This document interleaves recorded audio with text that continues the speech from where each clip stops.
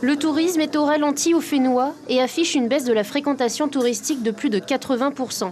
Les entreprises, elles, s'adaptent pour faire tourner l'économie. Olivier Cressman, spécialisé dans le digital, observe une baisse de son chiffre d'affaires auprès des entreprises touristiques et paradoxalement, de nouvelles demandes émergent des employeurs. Ceux-ci adoptent par exemple la dématérialisation des bulletins de paie.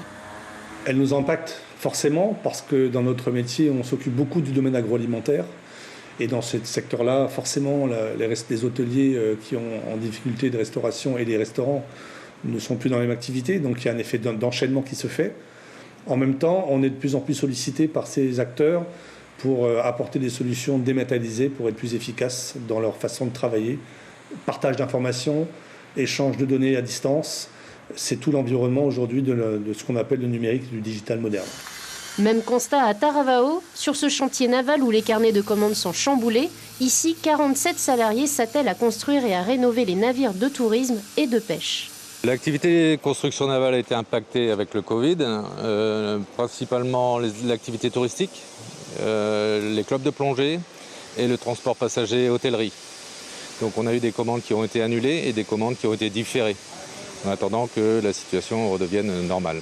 En préparation, il y a justement le Ulysse 2. Ce navire de 23 mètres sera prêt d'ici décembre et pourra partir pour de longues campagnes de pêche.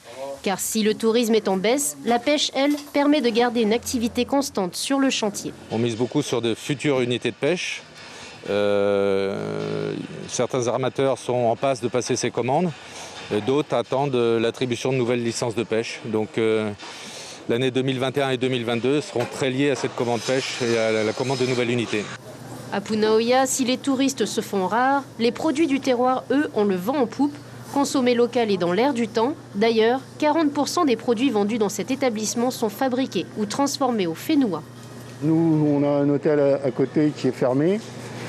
Donc moins de touristes, moins de rentrée d'argent, moins de gens qui travaillent, moins de dépenses.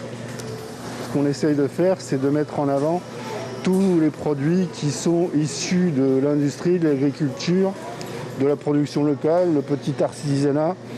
On essaye de créer des contrats, des accords avec tout le tissu local de production. Selon le président du MEDEF, Frédéric Doc, les revenus liés au tourisme sont en chute libre. Raison de plus pour réorienter l'économie du Fénois vers une économie plus locale et ainsi moins dépendre de l'extérieur.